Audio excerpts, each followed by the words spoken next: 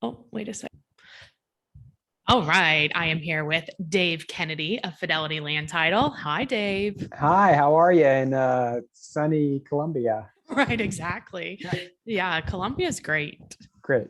Well, Cincinnati, as you can see, it is currently raining. I'd rather be in Columbia. I think I would too. Yeah. But Dave, I know like one of the common questions that we get asked, so I'm sure you do, is like, what happens if I'm going to sell my house? What happens with my loan? And I have money in escrow. Yeah. So, like, what happens to that? Yeah. No, that's a great question. We get that a lot. A lot of times we get it at closing when you're selling your property and, Mhm. and there's a lot going on and you're Right. like you're worried about the money and it makes perfect sense. So Yeah. typically what happens in a transaction is we will when we get the contract, we'll reach out to your listing agent who will get contact with you and we get what's called a payoff authorization if you have a loan on your property. Okay. And that will give us authorization to reach out to your bank and tell them, hey, they're going to be selling their property on approximately this date. How much money do we need to collect from them in order to pay off their loan and meet all their obligations? Hmm. So we'll reach out to the bank, tell them again, we'll give them a window on when we think it's going to be closing, and we obtain what's called a payoff from the bank. Okay. And that payoff is going to be an inventory of your account. Most banks, what they do is they keep your escrow separate from your payoff. So Okay. you think of your escrow account when you're buying a house to pay your property's taxes and your insurance. It's kind of a separate account. It's Okay. not really involved with your loan. It's your money. They just want you to hold it off to the side so we can meet all our Well, and I obligations. think we should do a caveat of why they want you to do that. Right, right. So the reason why usually they want you to escrow your property taxes, your insurance, is they want to make sure that those two things are paid because it creates a liability for the bank.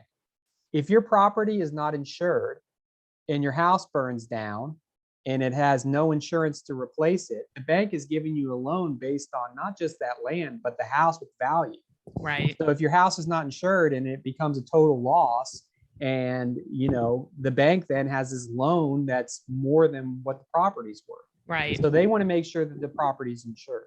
They also want to make sure that the taxes are due, because if you do not pay your taxes on your house, believe it or not, they come knocking. The government comes knocking, and they can Yeah. actually tax foreclose on that property, and they And can if you're actually. paying your mortgage, they can foreclose because they're Right. first position. Exactly right. So if you're not paying your taxes, then all of a sudden the tax bill needs to get paid. So the bank wants to make sure that those taxes and insurance are paid. So typically they make you escrow those funds, and then it's a separate account.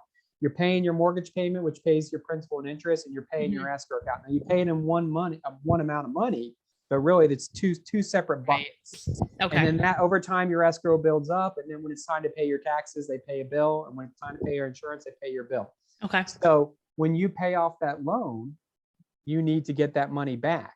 But it's not like you, like the seller paying it. Like as the title company, you make arrangements for it to be Right. paid and closed. Right. So we'll order the payoff, and the Mhm. payoff will say one of two things. One, it'll say, look, you owe $100,000 to pay off your loan, but you already have $3,000 in escrow.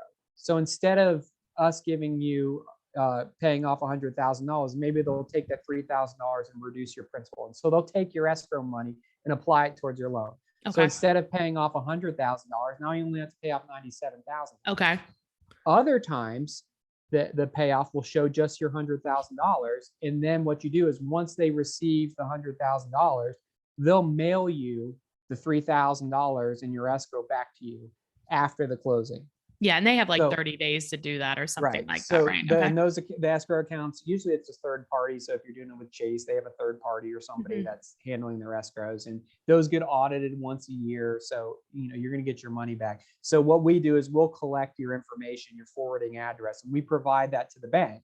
So Mhm. then when they're ready to get that money back to you, they know where to send it, because they don't want to send it to the property address because you don't live there You anymore. won't live there. So Right. we collect that Exactly. information from you, and then you get the money back. Or, like I said, depending on the statement might read that they've taken that money and applied it towards your principal and interest, and have reduced the amount that you owe them by your escrow amount. So it really just depends on on what type of payoff that you get. So when you're selling a house and you're listing You're going to get that payoff. You can ask the title company, can I see this ahead of time? Or you could look at it at the closing, and you're going to be able to determine whether they've reduced your amount or whether you're going to be getting a check after the closing. Right. So one way or another, you're going to get your money back, whether you pay them less or whether they send it to you after the closing. I've heard some other title companies that they don't actually like close the account. So it's like explain the importance of like working with a reputable title company that is going to make sure that everything's paid off and closed. Right. So yeah, so the title company should be verifying that the loan gets closed after they've sent the payoff. So what happens after you do a closing, we'll pay the bank off. And then what the bank is supposed to do is file what's called a release of mortgage. So it's a separate document that gets filed on public record that says, hey, my name is Dave. I had a loan with Chase. I paid that loan off, and now I don't owe them any money. Right. If the bank fails to file that release, whenever the new buyer goes to sell or refinance, they're going to find that mortgage and say, hey, there's still a lien against this property. Right, because it's not closed. Then they'll try to go back to that last title company and find out, did you pay this? Hopefully you paid it. And that's where the because it'll show a zero balance. I imagine. Yeah. Right. And that's why, again, the importance of title insurance when you're buying a home. Right. If you buy title insurance and the lien doesn't get released for whatever reason, whether the title company didn't pay it or they failed to file a release, one way or another, you're going to be made whole. Yeah. So that's the issue with real estate, is these liens stay with the property. So it's very important that the title company pays that off. Another thing that title companies sometimes fail to do is if you have an equity line of credit, even if there's a zero balance on it, gotta be closed. Equity line has to be closed. Yeah. So, sometimes you've heard of situations where, I don't know anything on my line of credit. I don't even need to, pay that off or whatever. No, that still needs to be closed, even if it's a zero balance. But that will come up in the title search when you do it. It'll come up in the title search. And again, that's a good title company is going to find it, whether you tell them about it or not. So typically, it's a kind of a checks and balance. We'll do a title exam. We'll say, hey, there's a first and a second on this. There's a first mortgage and there's a line of credit. And then we're going to reach out to you and say, hey, we need your information. Hopefully the information you provide us provides us two loans, your first mortgage and your line of credit. Second. If you don't, we're going to sit there and say, hey, it looks like you have a line of credit. And sometimes we'll have buyers sit there saying, well, I want to keep that open. And you can't, it's attached to your property. Right. When you sell the property, that's what they're using as the collateral. So once you sell that property, you cannot keep your line of credit. So we've had situations where people get frustrated and say that, no, they want to keep that line of credit. Well, you can't unless you because it's on the property itself. That's what they're using as their collateral to be willing to give you the line of credit.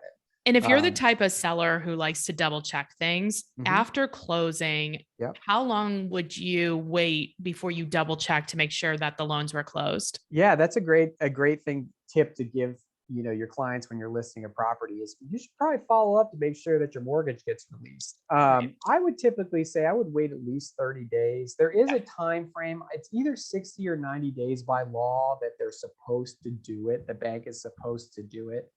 I would give it at least 30 days and then check to see, because they might release it and then they got to send it to the county and they're out of state and the county takes forever. And so there are reasons why all of this will be resolved with the blockchain, right, Dave? Right.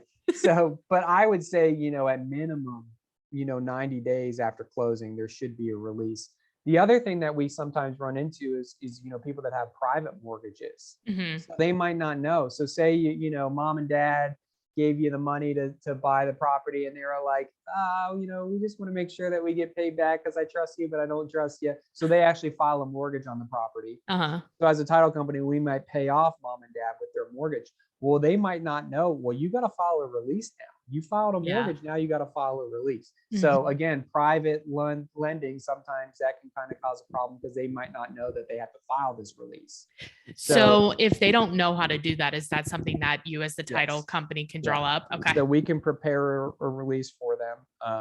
And I hope people are understanding, like, as we do these videos, like how important it is to work with a good title company, because we've worked with all types of title companies and a lot of them are not in business anymore, which is a problem. Right. And so what I found from working with Fidelity Land Title is you guys are on the cutting edge of technology and solutions. Yeah. So a lot of times it's easy for a title company to be like, well, we don't do that. We haven't done Right. it. We're not going to do it. But Right. you're like, okay, how can we do it? Right. And that's just a lot better for us. It's just a better partnership to have than somebody that just tells us no. Right. You know? Well, and we certainly appreciate that too. And I get so many calls from agents that work with us, and they say the exact same thing. Mhm. And their problem is on their listings. You know, Yeah. there's a lot of liability for your seller when they're selling the property. Again, making sure that, you know, taxes are paid, making sure that Everything. insurances, Yeah. So you it's know, that important that they can pay have their own representation. Right, right. Yeah. And that's kind of been the fight. It's like, well, what do I do on my listing? So, you know, right now in a seller's market, we're telling our agents, see, put us in or Yeah. let them know on their fact sheet, you know, what can make your offer more. Because you really, know, there's more liability on the seller side for title than there is on the buyer side. So I'm Right. not sure why it's sort of customary here in Cincinnati for the buyer's lender to choose the title when Yeah. it makes way more sense to have the sellers choose. Or you know, certain parts of this, you know, country, like certain states that we operate, like Tennessee, Mhm. almost always the seller has a title company and the buyer has a title company. Yeah. And So get your you own. pick your, because like you said, Yeah. there's almost could be more liability on the seller side Right. than on the buyer side. You're trusting the title company presents you with a deed, that because when you sign a deed, you sign a warranty deed. You're Mhm. warranting to your buyer certain things that, Right. you know, that the liens have been And satisfied, you that need to you make have the sure that ability gets to sell it done by to your somebody you title. trust. Right, Yeah. exactly. And you're just kind of hoping that the title company does everything correctly. You know, like when you got to make sure that your title company, when you're selling the property, is sending the money for the payoff to the correct place. You know, because that's a fraud right now. Is Right. Oh making my sure it's God. called payoff fraud, where they try to get the title company to send the payoff money elsewhere. So, I mean, again, there's a lot of liability, you know, and so, you know, and that's where, you know, some of those closing protection letters, you know, at the closing, Yeah. a lot of times people are agents like, oh, you don't need that. You don't need that. Well, maybe if you're selling a property, you know, it might be worthwhile to get it because, you know, just making sure the title company, in case they're not doing their job right, or they're busy and they make, you know, people make mistakes, you Right. know. I'm not saying that we never make a mistake, you Right. know, but there are insurances that you can get that kind of protect you. But Yeah. you know, we're telling all our agents on their listings, write us in, see what happens. You're like, oh, you know, and or you know, say we'll accept your contract, but we're gonna do an addendum to change the title company. You know, Right. you know, Exactly. right now in the seller's market, you can kind of get away with whatever you You get want. whatever you want. Yeah. I But want yeah, my a there Netflix are. for a year. I want, yeah. That's it's kind of crazy in this transaction here in Cincinnati. You know, it's really buyer driven, but the seller is really dependent on the title company to do their job right. Yeah. Well, what states do you operate in? Yeah, so we're in Ohio, Indiana, Kentucky, Tennessee. We're up north in Michigan, Wisconsin, and Minnesota. Okay. And then, but if you ever have a deal going on somewhere else, you know, we have a lot of affiliates and people that we trust that we do business with around the country. So if you ever need a recommendation for somebody, we can certainly help with that as well. So, Okay. you know, our goal is with our agents, you know, we want to be a resource for them. We want to add value to their transactions. So we Right. want to be the place that they go to, that they can ask us questions on whether it's a deal we're doing, or maybe it's a listing that you're handling and you're saying, hey, this doesn't seem right. Dave, can I call you and get your ideas on stuff? So That's awesome. What's the best way to get a hold of you, Dave? the best way to reach out to us is via our website, fidelitylandtitle.com, and you can find my contact info on there. Awesome. Thank you. All right. Well, thanks for having me.